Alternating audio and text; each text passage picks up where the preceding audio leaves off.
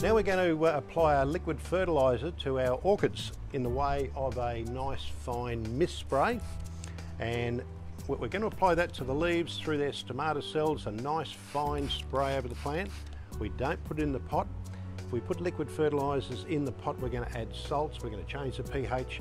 It's also going to compost and break the bark down a lot quicker than what we'd like to. So we want to keep that bark viable for about 4 to 5 years. So a cattleya we're going to repot about every 4 or 5 years. So we're going to liquid feed that about once a week during summertime, or the long days. We've got long growing cycles. In wintertime we've got short days. The plants are feeding over a short cycle, so we can spread that out to about once a fortnight. But in summertime, long hot days, fertilise your plants every week. The way we do it here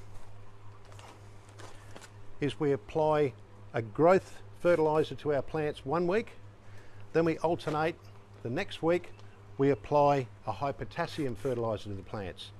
The reason we do that is if we apply growth to the plant every week, we can end up with a plant that grows too fast, too leggy, that gets attacked by aphids and mites and pests and disease. Potassium, even though your plant isn't going to flower this week or next week or even next year possibly, the potassium keeps the plant hard.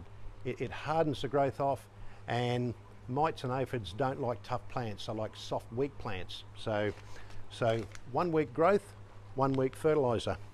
Another important element is we've got to grow our plants to get enough light. The plants have to photosynthesize the UV light from the sun. I found a plant here that was growing in a little bit too much shade. You can see it's kind of shot off looking for a bit of light. Look at the colour of that leaf. Look at the colour of these leaves. You can see the difference, can't you? We need a little bit of yellow in the leaves, which means we're getting plenty of UV light. This one's not getting enough UV light, it's not going to flower quite as successful. So good light, good food, you'll end up with beautiful orchids.